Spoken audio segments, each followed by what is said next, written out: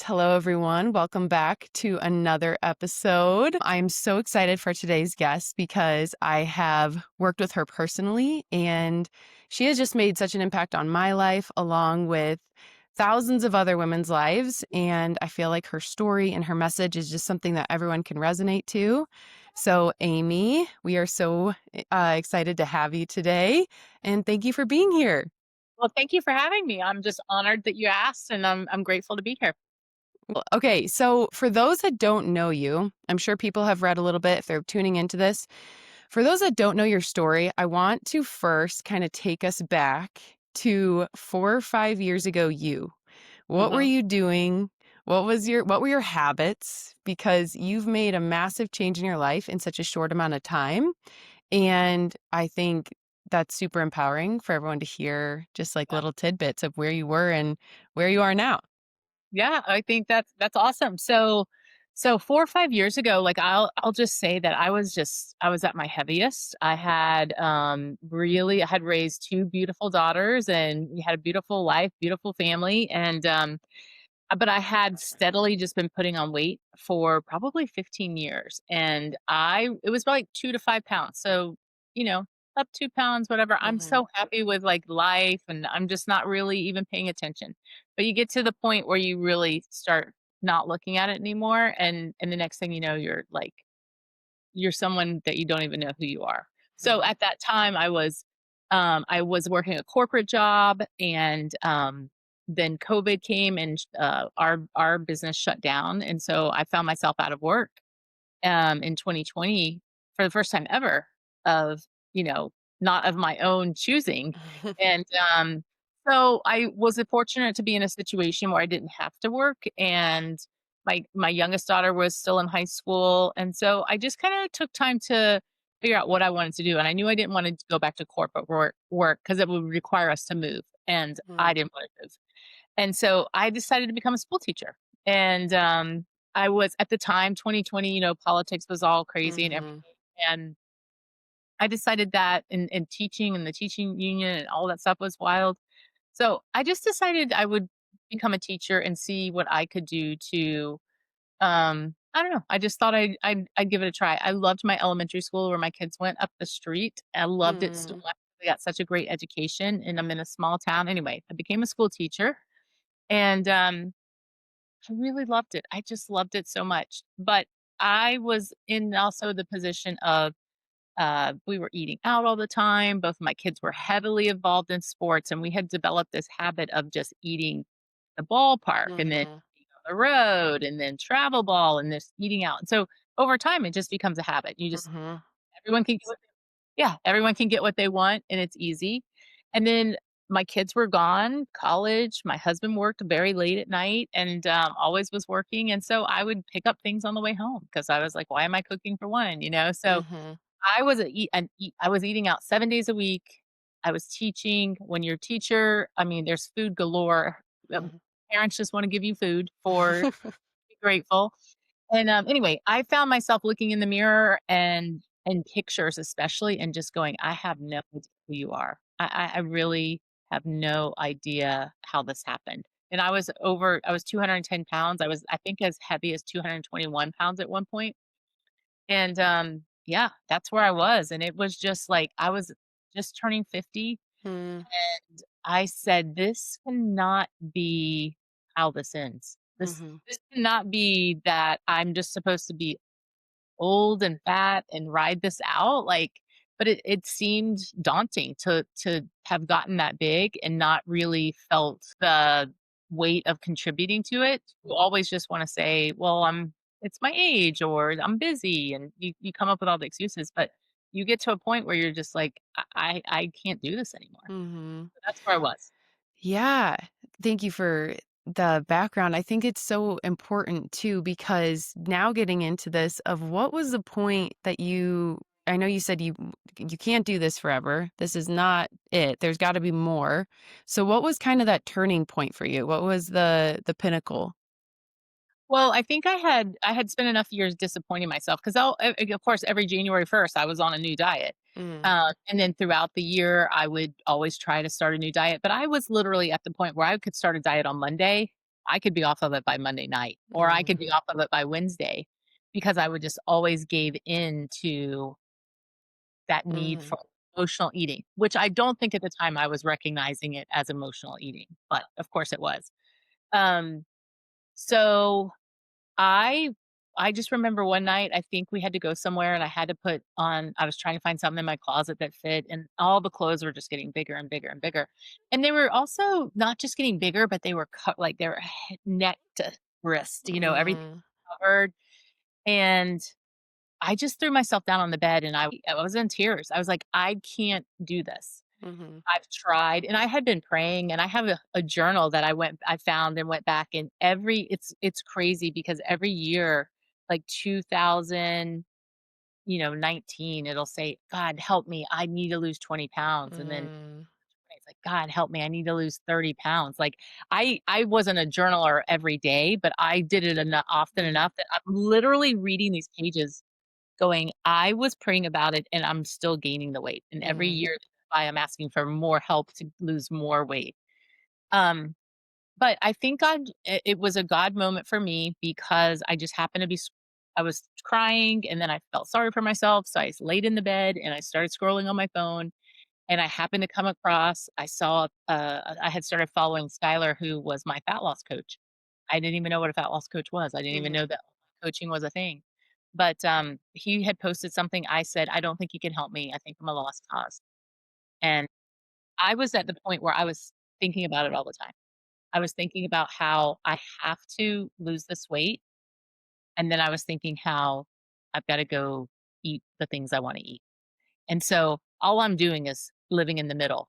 And that was where I couldn't take it anymore. I either wanted to do something about it or be happy being a fat person and quit beating myself up for not embracing one or the other. Well, I happened to reach out to Skylar. We talked and I hired him. And I just think God meant for me to go down this path. Mhm. I think it was my answered prayer, prayer for a lot of years, but it was definitely my answered prayer. Yeah. And fill people in, for those that don't know, you lost 70 pounds I in did. what period of time? It took me a year. I lost Okay. 70. But the great thing about it was all natural, Mhm. supplements, no shakes, no all the stuff. Mhm. The natural diet. It was involving fasting, which I wasn't scared of fasting. I just didn't think I could do it. I thought I was addicted to food. So Mhm. I can't fast because I love food. But it's all a matter of what you tell yourself. So Mhm. it took me a year to lose 70 pounds, and I lost on average like 1.3 pounds a week. So it Mhm. wasn't fast. But my options were what? Yeah. Stay the same, get heavier, or finally do something about it. So I just dialed in and I just executed. I Mm. really didn't focus on what I thought about it. I just did the work. Yeah. I think that's one of the most insightful things for me personally, hearing your story and hearing you've shared this a few times of, kind of you took the emotion out of it, which I Mhm, think is really hard to do, especially when you're in the thick of it. And mhm. one of the things that you say that I really like is you say that the mindset doesn't shift before the action. And that the Yeah, action is actually what drives the shift. And yeah, I think, especially when we're talking about identity change, changing the way we think about ourselves, I think that's really hard for people to wrap their heads around because a lot of it's like, oh, just think it, and then your actions will follow. But you're kind of saying the opposite of that, which is more in tandem. So, yeah, can you explain a little bit more of what you mean by that, or yeah, how you apply it for clients currently? yeah. So I did learn that was probably the biggest lesson I learned was just I need to take action. I need to quit over analyzing everything that I've learned. I've done it all. I've tried all the diets, and they all work for a limited time. Here's the thing, when you go on a diet, that implies already you have to come off the diet. So if you go on it, you go off of it. Mm, So you're going to gain the weight back if you didn't change any habits. And so I really had to view this as more of a lifestyle change. Like I really had to embrace changing habits. And the way I did that, instead of thinking everything to death, I just executed. We had four pillars. I have to eat clean. I have to fast. I have to go for a walk. I have to lift weights. And I just did that religiously. I didn't overthink it. I didn't question it. I didn't spend my day going, how many steps should I take? Should I go walk this far? How fast should I walk? I just walked. You know, I went to the gym. How heavy should I lift? Should I lift this weight? Am I going to get hurt? I didn't think about it. I just did it. And once I started just action, action, and I said I was gonna fast, and after I did my first 15-hour fast, I was like, "Oh my gosh, I'm not addicted to food." So just the action slowly made my mind shift into, "Okay, you have been shortchanging yourself on what you're capable of." But that took months of me just action, because my action was getting me results, but I really tried very hard not to overthink it, because thinking is what gets in our way. And the other thing I think that was really important, Andy, that I did was I kept it to myself. Mm. I really anytime I had ever told anyone I was going on a diet, then it's like, "Well, how's your diet going? Have you lost any weight?" And then it's just like this constant thing. And I was like, I have to just do this on my own. Mhm. But I believe firmly that your actions will create the evidence you need to prove that you are someone that you have told yourself you're not, or that you Mhm. have not even considered that you could be. Mm. And the actions will lead you to think differently about yourself. Yeah, absolutely. Putting the reps in, right? I th Being the reason.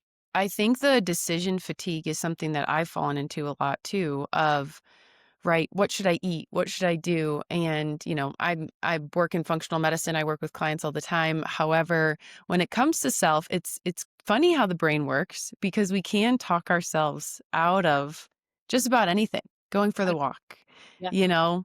And I think that that's so key for people to hear too of, didn't think about it, no emotions, you just did it. And then every day compound it, right? You lost that weight over the course of a year. This wasn't like a get fit fast, quick fix, right? yeah. So So I think the accountability piece is a big piece of it, because mhm, then the competitor in me, which even as Fat Amy, I was competitive, but now I have to report in. I hired this coach that's telling me to do these things. I'm doing them, but then I have to report at the end of the week how I did. mhm, Competitive, so I want to give myself a good report. But to your point, when you're trying to do that yourself, your brain is going to go lean you're gonna mhm, fight comfort, you're gonna fight protection, you're gonna fight safety. Your brain's gonna do all the things that your brain's used to doing, and so when you go against the grain, your brain really wants to save you from that, right? mhm, It's like, "No, you're supposed to be eating right now. This mm, is when you have your 3 o'clock snack," and you mhm, bypass it. But having that accountability, I used to think, a lot of women think, "I just need to be accountable to myself. I know what to do." We all mhm. know what to eat and what not to eat, Yeah. but it's a matter of doing it, and I think having accountability is underrated, Oh, because yes. I think people feel it's a weakness, but it truly isn't, because you should always wanna be accountable to someone that's you aspire to be, someone that has a Mhm, life that you aspire to have. mhm, They have a characteristic that you have that you want. mhm. But being accountable just means, yeah, you're gonna have someone check you. Yeah. Because even though I create workouts and I create great workouts, and I'm very proud of the workouts I create for my clients. If I create my own, am I really gonna put that exercise in there that I don't love? Mhm. Yep, No. But if a coach that's coaching me tells me to do it, I'm going to do it. yep. You know? Absolutely. And yeah, and just to share, for those of you that are listening, I worked with Amy this summer and same thing, right? Like I work in health.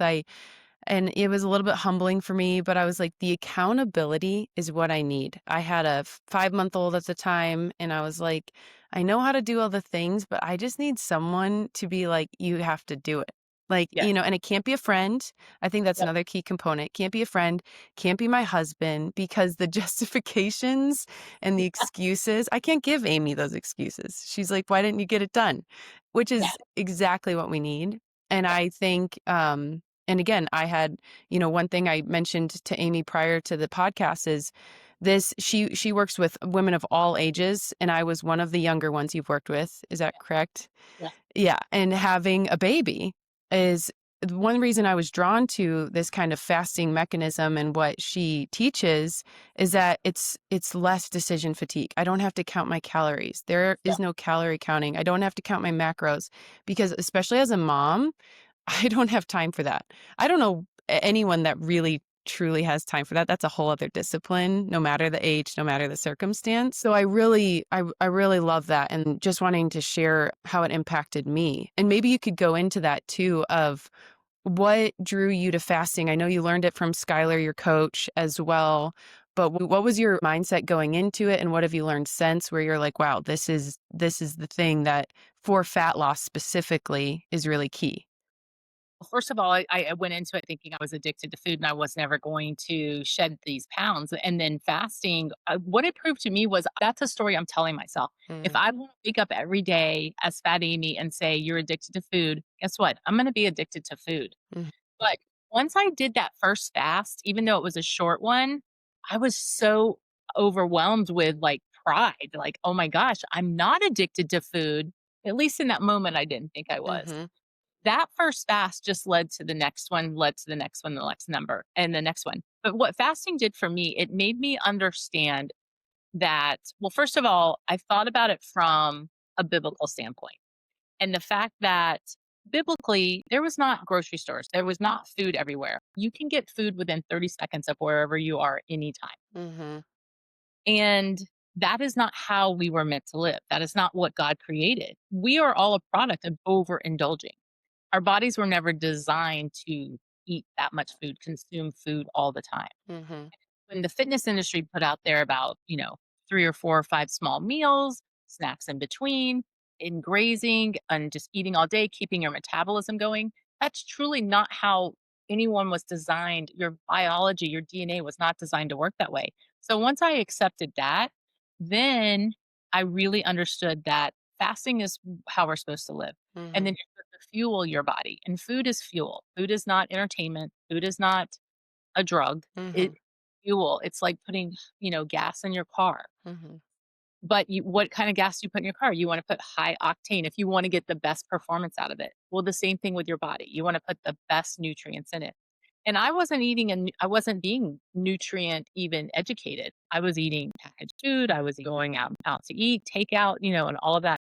And all of those chemicals and all of those mhm, ingredients, your body doesn't know what to do with them. They're man-made. mhm, So fasting for me proved to me that because I started burning fat, so there's a whole biology to that. If you constantly eat food, you can't burn fat. All you're going to do is store fat. So once I learned that, I was like, okay. I mean, I have the answers now. So if I don't use them, that's on me. That was where I was going with it. Like the education part of it made me understand that okay, I'm in control of whether I'm fat burning or fat storing, mhm, and it depends on how I eat and the things I choose to eat. First thing it was that overwhelmed me in the best way possible was the time I had because now I'm not thinking about food, going to the grocery store, what is my next meal? Like when you're on that 3 meals a day, we would eat breakfast and then be talking about lunch. mhm, Now I have this whole new perspective on food. And it's mhm, like, why is food dominating every event, every conversation? When you meet your girlfriends, why does it have to be lunch, breakfast, dinner, or coffee? Why can't it mhm. be let's go for a walk? Yeah. That's just not the way our brain goes. Thanksgiving, it's all about the food, but Mhm, that's not even what Thanksgiving is about. mhm, For me, fasting just really took food from here in my mind way down here, and I use it more purposefully now. And there's just so many health benefits to fasting, and once I learned all of those, I just knew I was doing my body a world of good. mm, And we also have these little hormones that actually tell you when you're hungry, and then they tell you when you're full. And mhm, we've just been overriding that system for so long mhm. that it's built in us to know exactly when to eat, not by breakfast, lunch, and dinner, but by when your body's ready to eat, Yeah. you know? So I learned all that and I just thought it was fascinating. And that's why I've maintained this for 3.5 years. Mhm. There's no other diet I ever did that I lost weight and maintained it for any significant amount of time. Yeah. Oh, absolutely. And one of the biggest things when you say we are genuinely addicted to food, I think that was one of the biggest recognitions that I had working Mhm. with you. I was like, wow, we really are. I went on home during our program, and we were eating lunch and then we were talking at lunch, my family, very Italian family, by mind you, but we were saying, what are we going to have for dinner? And I'm like, we don't even have plans until dinner. We're not even, it's not like we're going on a hike and we're going to be super hungry after the hike or we're really busy. It's like we're probably going to be sitting around. And that whole concept was super interesting to me of how much we are, just inundated and again, unaware, I guess is the correct word of how much we're really thinking about it. And I totally agree with you on the time. And again, these are, Amy said she started with 15-hour fast. That's pretty much the longest I went because I was still breastfeeding at the time too. And again, you change your fast. It's not these crazy fasts that you start off with. You can work your way up. You can make it doable. You don't even have to do it every day. I think there's a lot of misconceptions out there about the fasting culture where Mhm. it's like you only eat in a 4-hour window for the rest of your life. And Yeah. that's not necessarily true unless it works for you. So I completely resonate and I've noticed it all personally too. And I guess going into that, what is the biggest thing that you hear from potential clients or current clients? What's the biggest lie in diet culture right now? Specific to fasting or not even with fasting? What are these women coming to you and saying, well, what about this? Are you worried about this? Well, um, I think one of the biggest misconceptions is that you do have to count calories and macros because Mm, we've proven that completely wrong. And to your point that you made earlier, you don't have time for that, and mhm, that's not sustainable. What we're really trying to do and what I'm trying to coach my clients is I don't want you to have to hire another fat loss coach. mhm, I don't want you to have another program. Can you hire someone to be accountable to? Sure. But as far as your fat loss, I want you to lose it and I want you to be able to maintain it forever based on the program that we've laid out here. I think the biggest misconception, I think women right now are hyper focused on protein, which you should be, mhm, but I never counted a calorie or a gram or anything when I was losing the 70 pounds. I never built muscle like this, like I've built before either. Like I have the most muscular athletic body I've ever had in my 50s. And I did that through my diet. Now I fasted a lot. So there's no way I was getting 100 grams of protein in every day. mhm, But when I did eat, I was eating protein. So maybe it was 30 grams, maybe it was 40 grams. But over the course of a week, it was enough to build muscle. I think the biggest misconception out there is that losing the fat is hard. We make it harder than it needs to be, mhm, and we overcomplicate everything because of all the information out there. We want to question all of it. mhm, And so you start keto and then you start carnivore and then you decide that, oh, I'm not getting enough carbs. So it's messing up my adrenals and mhm. hormones. And the biggest misconception, there's so many misconceptions, Andy, to be truthful with you. But and then right now, doctors are hyper focused on HRTs as far as prescribing HRTs for women. Mhm. And the thing is if you're over fat, your insulin is so Yep. dysregulated right now that you can't even expect to be hormonally healthy unless you Mhm, get that under control. So mhm, for me, it's more important to lose the fat and let that natural process of losing the fat the way we do it, fasting and eating whole foods, let that get your hormones in a regular working system before you decide you need HRT. mm, Another thing is everyone wants a band-aid for everything. They want to give you a shot or a pill or the semi-glutides without trying this first. mm. And the most natural thing you can do is fast and then eat when you're hungry. Yep. And like you said, I just do want to emphasize too the whole foods component. In our culture today, it's these quick protein bars and protein shake. And that's another thing that we have to go away from just because of the fillers, the additives, the chemicals, and how that's affecting the hunger signals. And if it's even true protein, right? Right, We're having all this. right. And then when we get away from that, I will say too, from my own personal experience, the mental clarity, the focus, all of that is really undervalued too. And I feel like people don't talk about that enough. Again, you Yeah, don't have to do it for forever. Your right, body is just properly using the nutrients you're giving it, right? correct. If you're giving it nutrients, that's Yeah. the thing. We spend a lot of time not giving it nutrients. Mm, Like a protein bar, your body doesn't know what to do with that hmm Like, the list of ingredients is so long. When I first started this, I just if I turned over a package and it had more than 5 ingredients, I just put it back. I didn't even Mm, try it. I just started there. But, there's a couple things that if you just, if you just eliminate a few things, what happened to me was I started losing weight, but I started feeling so much better. mhm, And I can tell you at 54, I feel way younger than I did at 48. mm, I love So, that. yeah, and I really wanna just shout you out for reaching out to me because, like you said, my clientele's typically more my age, somewhere between, the 40 and 60s, typically the sweet spot, but this isn't just for my age. I think it's just because I am Mhm, 54, so I attract that demographic, which is awesome, and I love it. mhm, But it still works for, you were my 2nd client that had a baby, and mhm, so it works for postpartum. It works for everybody. mhm. It works for Yeah. men too. It's the way we're supposed to live, and I'm 100% convinced of that. Yeah. Yeah, I love that. I do agree, and I think it's just taking out those extra tasks, right? More time outside, walking, doing all the things. And even that, getting outside is such a great instead of going to a gym and trying to sign up, it's really the simplicity of what we were built for. And like you said, how you have said this several times is how God designed our bodies to be, right?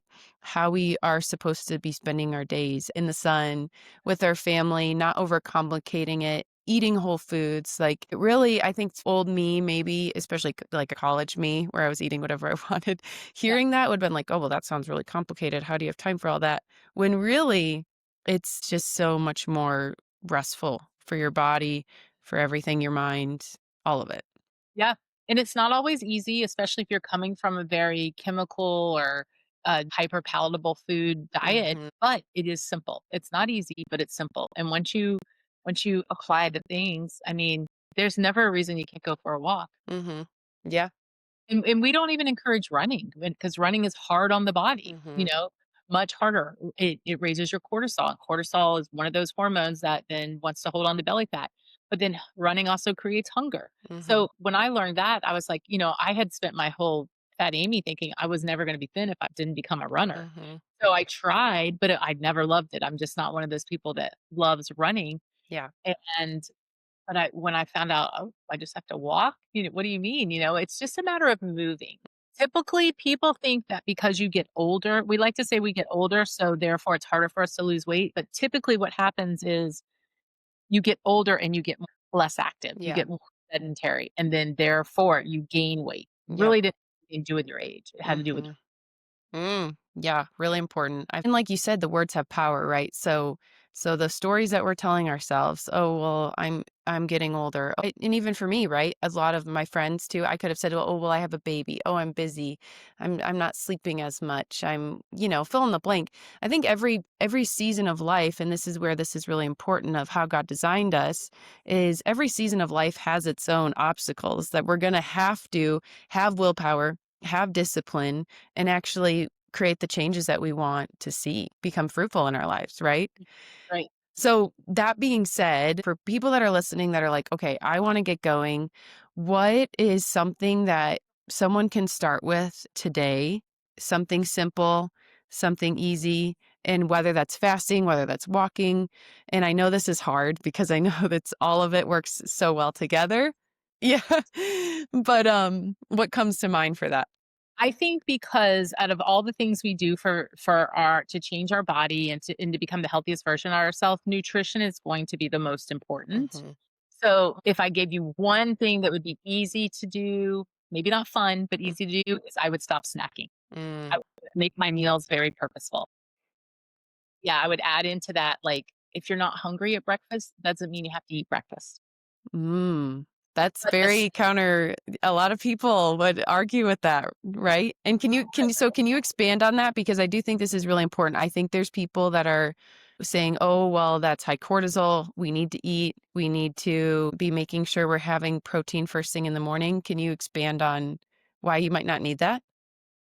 Yeah, because that's just not how your body is designed. Your body is going to tell you if you're hungry. If you're eating and you're not hungry, then your body is going to store fat. Mm. That's how that works. When your body's hungry, it moves over to your fat to burn your fat. The whole thing with breakfast in the morning is, it was a campaign by the Kellogg Company Mm. that was selling cereal, and so it became like breakfast is the most important meal of the day, which was a marketing campaign. It was never, a medical or scientific study or anything like that. Mm. And the other thing is we have also been convinced that we have to eat for our metabolism to be Mhm. revved up and running. But the truth of the matter is you need to not eat, you need to fast so that your metabolism is it's a process, right? Mhm. It's an entire process.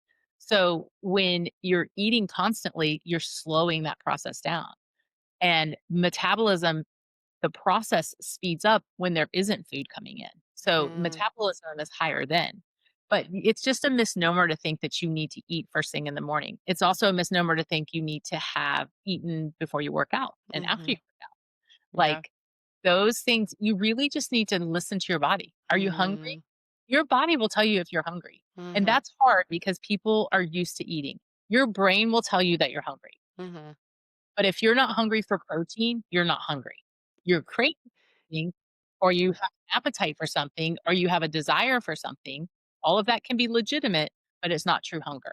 Can you share, because I remember this, and this was a mindset shift too, of you said if you're not hungry for protein. So can you expand on that a Yeah. little bit?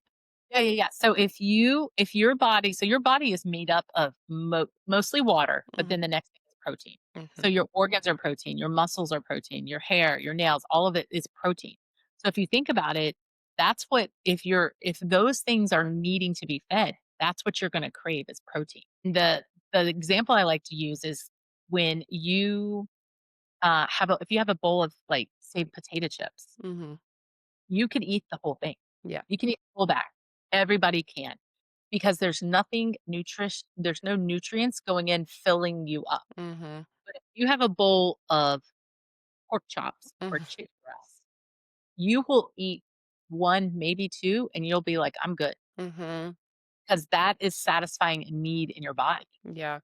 And this is empty calories and this is nutrient dense. And so that's one way to look at it is like if you're not hungry for protein, you're not truly hungry. You're just craving something. And if you feed that craving, then you're going to start that roller coaster, right? Mm. So it spikes your blood sugar, then the insulin's released. Then you're storing fat because when you have insulin high in your body, all your body's going to do is store fat. But you eat that bowl of chips, and then an hour later, guess what? You think you're hungry Mhm. or or you feel like you need some energy because 'cause you're drained Yep. because your blood sugar went way up and then it crashed really fast down. Yeah. So then you don't want protein, you want another bag of chips or you want something sweet or something like that. It's again, that's to me a telltale sign that your body's designed to tell you exactly what it needs. We just keep overriding it. Right. So basically asking yourself, okay, would I eat that bowl of chicken right now? Like, is that true hunger? Right. Or if I don't want that, if I just want the chips, then that's probably the blood sugar dropping, correct? 100%. Yes. Yeah. Blood sugar and it's wanting your body wants to feed it. And it's also goes to your gut biome too, because when you feed it sugar, then it's all revved up for which all carbs, whether it's chips or candy, it's all going to turn to sugar. Mhm. Your gut biome wants the sugar too. So Mhm. you're like a thing that you're trying to feed, it's like a frenzy down there. Yeah. But when you fast, you start tamping down some of that intensity. Mhm. Even if it just starts as a 15-hour fast. If you start off a 15-hour fast and then add no snacking in there, you're really starting to bring that insulin resistance down. Then you can turn more into a fat burner than a fat store. Yeah, for sure. Yeah. Yeah. Yeah, the no snacking was really hard for me to Yeah. do. Just personally. I think it's a cultural thing though too, like you say, like you're kind of especially as a mom, you're sipping on a coffee, it takes you 3 hours to drink it or Yeah. whatever. You didn't actually sit down to have a full breakfast. However, also changing that narrative now of if it's a full satiating breakfast, you won't feel the need to snack. So like you said, making sure you don't enter onto that roller coaster. You just set Yeah. yourself up for success Right. right away. Right. And it does. It becomes a lot easier. Because moms like snacking. First of all, we feel like we have to give our kids snacks. Mhm. And with their babies, I won't say that you don't have to because babies consume so little at a time. Mhm. But once they're 6, 7, 8, 9, 10, snacks are now being used for entertainment, Mm. keep you occupied while Boredom, right. this, boredom and things like that. But then what happens is there's a little left over. So then mom eats that, or, Mhm. that starts that whole slippery slope there. Yeah. But I had a client once tell me, because I had asked her to stop snacking, and she was a little resistant. But then one time on her check in form, she was like, I realized I'm not a toddler and I don't need to snack. So now we have this whole line where we're like, I'm not a toddler. I don't need snacks. Yeah, yeah. Yeah. I know it is hard too. Yeah, my daughter's 17 months and she does snack because she just, especially attention span now, it's you get Yeah. distracted and there's a squirrel outside literally. We have a window next to our kitchen, so it's like the simplest things. So yeah, I totally agree. I've had to definitely work on that. One thing that I love, and going back to identity, you lost 70 pounds. Of course, your physical health changed. Of course, you felt better. But what changed in your life that had nothing to do with your body or with your physical health? Because I've heard you share some stories about this, and physical health is just a catalyst and it affects everything, right? It So I would does. love to hear your take on now looking back, everything changed, but if you can share some specifics with us. I think the biggest change was understanding what real confidence is, because I think as a woman, and I don't think it matters what age you are, we go through the awkward middle school and high school and that whole judgment phase of like seeking approval from someone. Some of us have moms that are very judgmental or Mhm. maybe hard on us or have great expectations for us, or even could have moms that put you on a pedestal. And so you feel like you have to live up to that all the time. And I just found that I always never felt confident. I think I thought I was confident in situations. Like I Mm, always aspired to be the best employee for my boss, the best daughter, the best mom, right? Like I needed my kids to view me as like, I'm the best mom. I'll do whatever for them. mhm, I needed to be the best at everything. But I think that was because I wasn't truly confident in who I was. mm, And I needed the added girls. I needed the boss to say, oh my gosh, you're such a great employee. mm, But I needed that. But now that I've done this work myself, I proved to myself so much that I didn't even know I could accomplish, that I know what true confidence is now. mm, And I'm just so grateful, because I don't think a lot of women ever get there. mhm, I think it's more of a just a claim like, yeah, I'm confident. You can be confident in a moment, but to truly be confident to me now means instead of worrying about what people think, I don't care what people think. mhm, And that is not a typical thing for a woman. We mostly want people to think a certain thing about us, or portray a certain thing so that we get judged by that standard, mhm, whatever the case may be. We need someone's approval. And I honestly believe that I don't need anyone's approval anymore. mm, And I think that's the thing. The goal for me is I wish every woman could really truly feel that. So that confidence makes me understand I am strong. It doesn't matter what storm comes my way or what trial or struggle comes my way. I've proven too much to myself over the last 3.5 years. There's nothing I can't do, mm, And then also with my kids now, and this is like something I hope your audience takes to heart is, I have a 25-year-old and a 23-year-old daughter, my two daughters. And as their mom, I mean, being their mom was the greatest thing ever. And I did lose myself in that. But I do feel like that is our calling from God to, mhm, be moms. And I don't regret any of that. But now, because I have a confidence, I'm able to have such a better relationship with them. Not that we didn't have a great one, but that one before was more me trying to make sure I'm involved in their life and mhm, making sure, and then feeling bad when they don't want me involved in their life, like mm, as they're growing up. mhm, Now I understand, because I'm happy with me. I don't need to identify as Bailey and Brooklyn's mom. mhm, I'm lucky enough to be their mom. But if they choose to not include me, I'm good. I mm, have confidence. I don't need to be. I think it comes down to identity. mhm. I really know who I am. So therefore, I don't have to be heavily involved in my daughter's life to feel like I have a purpose. Yeah, I found absolutely. my purpose outside of my kids. Mhm. That's the one thing I would share with moms is you give them everything you got while they're babies and they're kids and they're growing up, but the thing you have to understand is one day they leave you. Mm, And if your whole identity is wrapped up in being their mom, it's gonna be a lot harder. yeah. And that's where you get all the, "Why aren't you coming to my house for Christmas?" Mm, That if my kids don't wanna be at my house for Christmas, I'm good. You know, yeah. it's a freeing thing, and I don't know if I'm explaining it well, but No, this is a powerful message that I think everyone can resonate with. And yeah, I do think, I mean, that makes me really sad to think about. My daughter's one.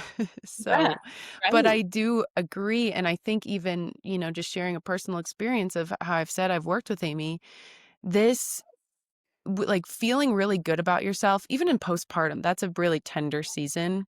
Yeah. And that feeling good, like, I am more energized feeling when I'm not saying fasting specifically, obviously fasting can give you those benefits, but I'm saying overall, Mhm. feeling really good about my body composition, how I feel, how I show up, it bleeds into everything. How I show up as a mom, how active I am and energized I am for her, and I only have one, so I'm hoping to carry this for, all my future children too, and I think Mhm. that's really important, and I think there's a lot of women, like you said, and that are struggling with this identity, whether it's motherhood or just honestly shame.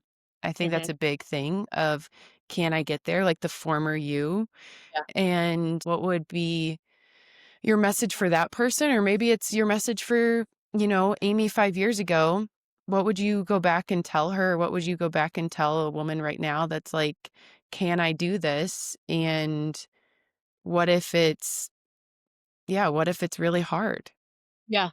I think that's great. I think the main thing I wanna get across is while you are mothering young children, babies and young children, like, that is your job. At it. And you should give it everything you got. But I would caution you to not lose yourself completely, Mm, and maybe you don't have an hour for the gym, but find 15 minutes to mhm, go for that walk. Because what I did was I did lose myself in all of that. So that led to a need to lose 70 pounds. mm, Because I'm doing. And think about it, as your kids are getting older, let them do things for themselves. mhm, I was still embarrassed to say, but even in high school, I'm still making my kids science fair boards, mhm. because I want it to look perfect, and all of that. That's all the kind of stuff that you take on because of your mom hat. I'm the mom. And your kids get involved in all these sports and you go to everything. And instead of sitting in the bleachers, walk around the park, or walk around the soccer field or whatever it Mhm, is. Like, just try not to lose every aspect of yourself because one day your kids are going to leave and mhm, you're going to be stuck with who you are. But the other thing I would encourage you is don't limit yourself in thinking you can't be somebody else. You're not. I definitely thought I was never gonna lose 70 pounds. I didn't even know I had 70 pounds to lose. I mm, thought I had 50 pounds to lose, but I ended up losing 70.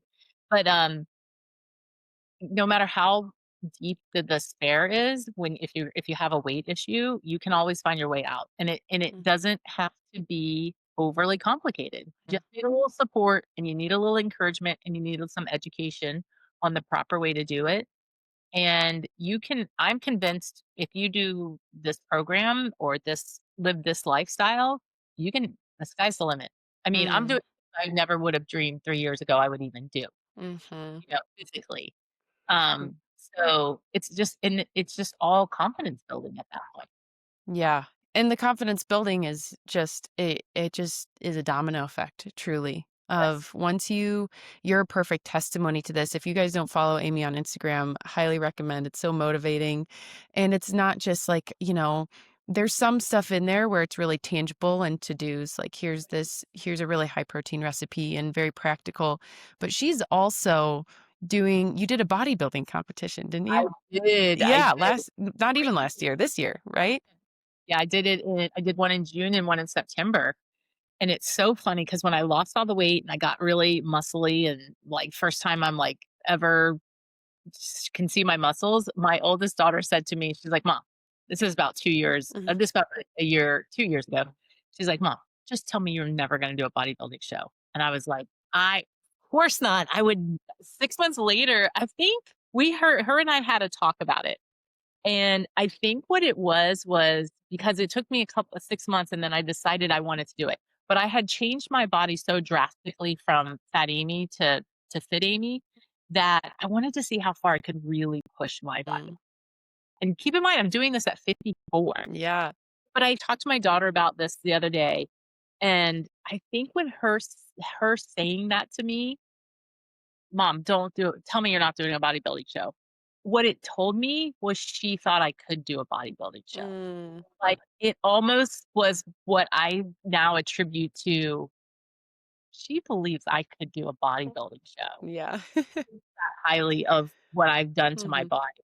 And so then I did it and it was great. And Okay. I probably will never do another one, but it was a lot of work, but I pushed my body. I got as lean as I possibly could. It was fantastic. It was hard work, but that's kinda how I am. Like, now I just want another challenge. Like, I Mhm. feel like I'm living life for the first time for Amy, Mm. because I do think we go from daughter to friend with college to wife Mm. to mother, and I don't know that I ever knew who I was. I was Mm. living for whatever that person expected of me. Yeah. I don't think we all really take. I think it's remarkable if someone really knows who they are Mhm. authentically through a young, young time all the way through. I didn't get there till just now. Yeah. So now I don't know what all I'm capable of, and it's Mhm. like I'm living a new life in my 50s. It's just fantastic. That's amazing. I just love that because I really do love like the yeah, this going back, the stories. It's like, "Oh, I can't do that because blah blah blah blah blah. My age, I'm busy, I'm doing this, I have a full-time job, X, Y, and Z." But really, it's like, what do you and I think that's the question, right? Like, what do you want to do? Even in especially talking to these people like former you, where you're like, I never would have pictured myself doing a bodybuilding competition. Like, you know? Just a year ago, I would have said absolutely not, you Yeah. know? Now here I'm doing it, or Spartan races, or Mhm. whatever it is I wanna do. It doesn't mean I just do crazy stuff, Yeah. like, if I don't wanna do it, I don't do it, but if I feel like it's something I wanna try, there's always a lesson to be learned in it, whether you Mhm. do well in it or not. Mhm. Something about yourself, and that's probably another big takeaway is don't stop learning just because you're an adult or you're a certain age. Mhm. Keep learning, uh, Yes. and keep discovering about yourself. Yeah. And when you can really get to the point living authentically is the greatest thing that's ever happened to me. Like, Mm. I do what I wanna do most of the time now, Mhm. you know? I love that. Yeah. I I have one more question before we wrap up, and I really think that this question is can resonate with a lot of people of you have a faith background, you bring that into your coaching, but also what have you learned about yourself? What has God taught you in your fitness journey personally and with clients? Because obviously this is a gifting that, you were blessed and look at the impact you're making, which is amazing. But yeah, what do you feel that you've heard and how does it impact your coaching as well? Well, I just think God is all over this story, and I think that, he led me to the right program that worked for me. He led me to the insight that this is how he designed us to live, and then he gave me the bandwidth or the encouragement to share that story, and it just, over a little bit of time, it just blew up. Mhm. And, I think it's just such an important message, and I think bringing God into it and giving him the glory for where I'm at in the story, I think that is what has, drawn me to most of the clients that reach out to me. It's Mhm. not just the 'cause there you can find plenty of people online that have lost weight and built a body and all of that, but the faith part of it is something I'm very proud to share because genuinely, I wouldn't be here without Mhm. 15 years of consistent prayer to help me figure out the weight thing and waiting patiently for the answer. Like, that's all part of the story too. And there's actually more to the story, which I won't share now, but maybe you'll have me back later. Mhm.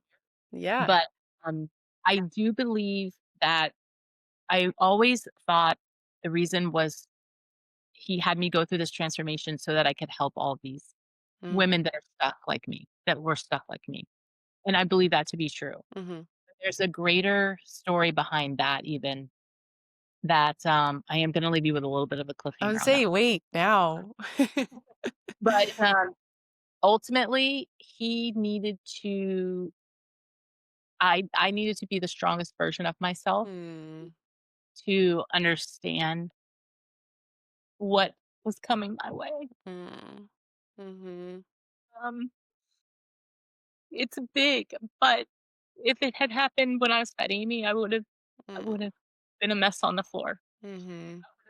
I would have struggled to figure out my way out, but because it happened at this moment when I'm the strongest, fittest version of myself, and I've proven to myself that I can do things on my own and I can stand on my own 2 feet, it just made it's like this is exactly why he waited till now to reveal this to me. Mm. I can handle it, Yeah. and I'm in position to handle it. And Mhm. I just it's too massive for God not to be all over it. It's just Mm. like the whole story from beginning to end. Yeah. It's just so what to answer your question, he meant physically making me the strongest version of myself just proved to me that I can do it. I can do Mhm. whatever I need to do to survive whatever it is he throws my way. Mm. I love that. That's so powerful. And I think that there's a lot of people out there that are, when we are in the thick of it or not where we want to be, we really can start to question of like, why is God doing this? Why is God doing this? And then it's always hindsight is 2020, usually, and it takes a while to get there, I will say. It could take years of why, this process for you, for example, has been years and what you've built and personally and then business wise and then maybe just revealing that now of the Yeah, preparation that is being planted and just a really good perspective shift for all of us. And I think all of us can resonate whether we're going through the thick of it now or we had before. And to be honest, life is probably going to throw more at us, hopefully. So that's what goes in hand with a long, long life. So right. And that's another encouragement to your audience is like you're never gonna have don't wait for the perfect day because there's mhm, never gonna be one. I've mhm, yet to have a client in a 12-week period, which is when what our program is designed to do is or we sign up for 12 weeks. There's never a 12-week that was just perfect. mm, mhm, Someone lost a job, a husband got a diagnosis, a parent was lost, a pet was lost, mhm, a hurricane came, you know? No one gets a perfect 12 weeks to mhm. just so there's no reason to wait for a perfect time either. Yeah. Yeah. Speaking of perfect time, do you guys have anything you'd like to share? Tell us the offers, what's coming. So, yeah, I would love for you to follow me at on Instagram at fat.fit, fat.to fit. It's a lot of dots in there. It's in the bio. It'll Fat be in the show notes too. Fat to Fit Amy P. Follow me on Instagram. That's where I get most of my clients from, which is, Mm, again is another blessing. So, mm, and then on Facebook, I'm at Amy Pattison. You can follow me there as well. But yeah, you can just there's a link in my bio to set up a consultation if you're interested. And we do a free consultation, do a Zoom call.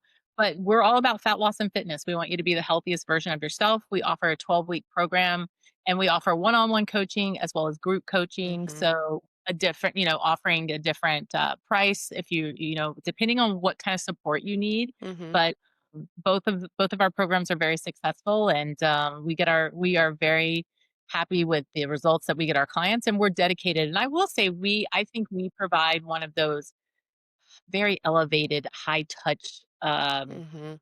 services. I don't think most online coaches, I don't know, I feel like I talk to my clients all the time. Yes. Yes. No, I can So attest to that. I do think, guys, seriously, if you're questioning on the fence, I think this was one of the best investments I've ever made in myself. And but specifically because of the accountability, because of the constant encouragement, there was no, oh, I fell off of it because we didn't talk for 3 weeks. Or they have things in the program that really keep you on track, which I feel like is very different than a lot out there where it's like, oh, we check in once a month. It's really easy to get off track in a month. right. It truly is. And we have those touch points set up so that you don't, because we ultimately want your results. I mean, Mhm.